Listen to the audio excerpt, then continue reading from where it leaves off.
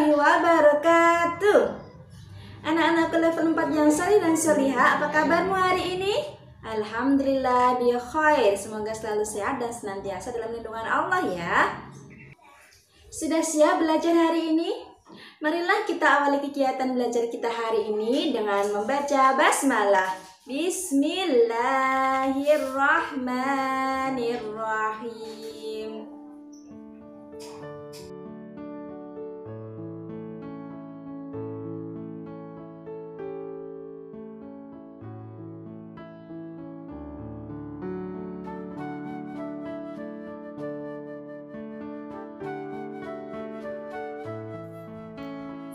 Tema 1, indahnya kebersamaan. Subtema 3, bersyukur atas keberagaman. Kompetensi dasar menerapkan sifat-sifat bunyi dan keterkaitannya dengan indera pendengaran. Hikmah Al-Quran. Dan tatkala datang azab kami selamatkan Syuaib dan orang-orang yang beriman bersama-sama dengan dia dengan rahmat dari kami. Dan orang-orang yang zalim dibinasakan oleh satu suara yang mengguntur. Lalu jadilah mereka mati bergelimpangan di rumahnya. Quran Surat Hud ayat 94. Di pertemuan sebelumnya kita sudah membahas tentang sifat-sifat bunyi. Nah, pertemuan kali ini kita akan membahas tentang salah satu sifat bunyi, yakni tentang pemantulan dan penyerapan bunyi. Bunyi mempunyai sifat dapat dipantulkan dan diserap.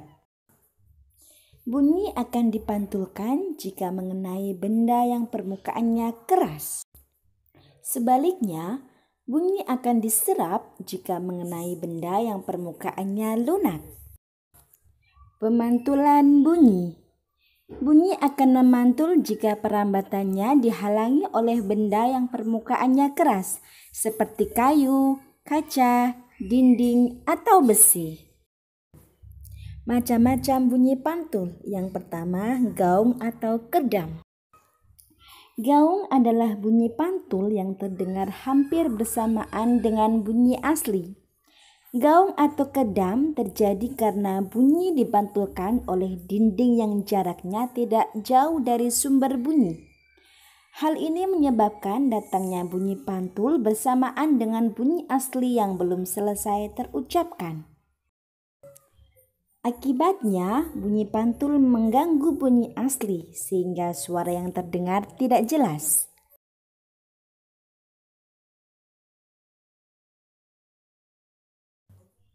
Contoh gaung. Perhatikan contoh suara berikut ini. Halo. Halo. Contoh gaung adalah saat kita teriak di dalam ruangan tertutup. Yang kedua adalah gema. Gema adalah bunyi pantul yang terdengar setelah bunyi asli. Gema terjadi karena bunyi dipantulkan oleh dinding yang jaraknya jauh dari sumber bunyi. Hal ini menyebabkan datangnya bunyi pantul setelah bunyi asli selesai terucapkan. Gema sering terjadi di gua, lembah, bukit yang jaraknya jauh dan permukaannya keras dan rapat. Misalnya, kita berteriak di tebing, seolah-olah ada yang menirukan suara kita. Perhatikan contoh gema berikut ini. Halo. Halo. Halo. Sudah tahu ya perbedaannya gaung dan gema?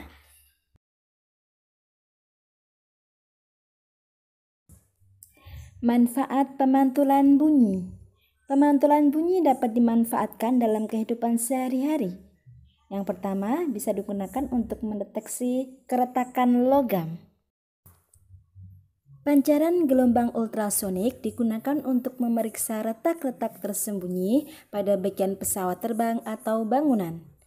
Dalam pemeriksaan tersebut, bagian pesawat atau bangunan diperiksa untuk menghindari hal-hal yang dapat membahayakan keselamatan orang-orang di dalamnya. Jika ada retakan pada logam atau bangunan tersebut, pantulan ultrasonik akan terdeteksi.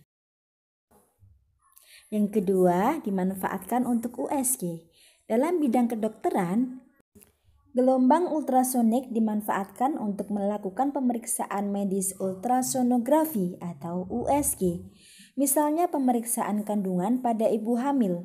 Alat pemindai ultrasonik akan diletakkan pada kulit perut ibu.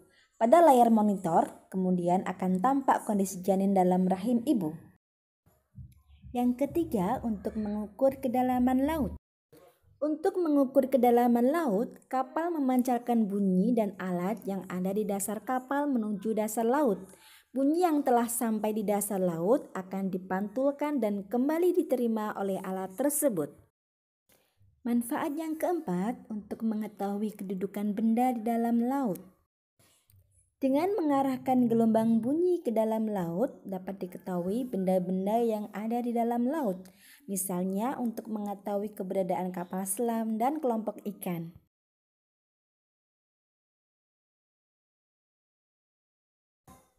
Selanjutnya kita akan membahas tentang penyerapan bunyi. Bunyi juga dapat diserap. Benda-benda yang dapat menyerap bunyi adalah benda yang permukaannya lunak. Benda yang demikian disebut peredam bunyi, misalnya karpet, goni, kertas, kain, busa, dan wol. Benda-benda tersebut dapat digunakan untuk mencegah terjadinya gaung atau kerdam. Contoh penyerapan bunyi bisa kita lihat di gedung bioskop ataupun di studio. Semua permukaan bioskop dan studio itu dilapisi dengan peredam suara agar tidak terjadi gaung atau kerdam.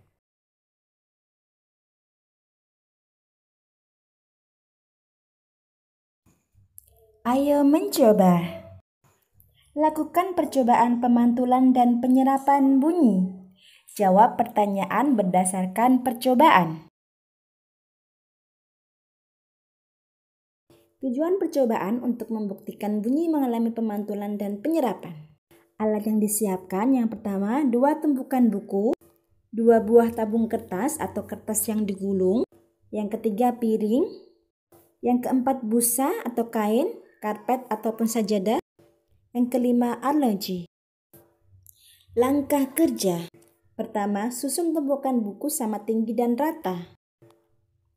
Kedua, letakkan tabung kertas di atas tumpukan buku, pertemukan kedua ujung dengan posisi segitiga sama kaki. Yang ketiga, dengarkan, cek apakah arloji dalam kondisi baik. Selanjutnya, masukkan arloji di dalam salah satu tabung kertas.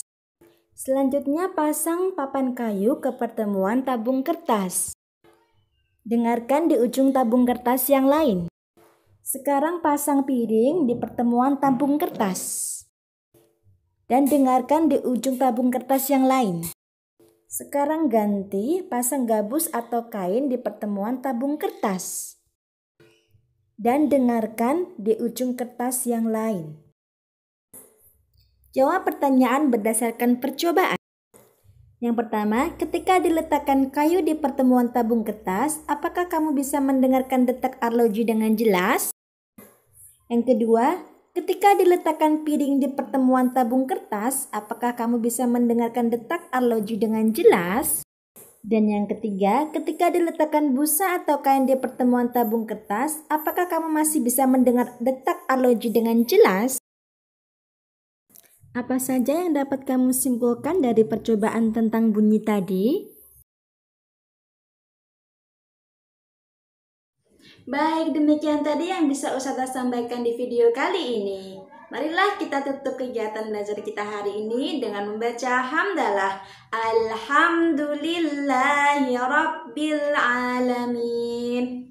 Sampai bertemu di video selanjutnya. Assalamualaikum warahmatullahi wabarakatuh.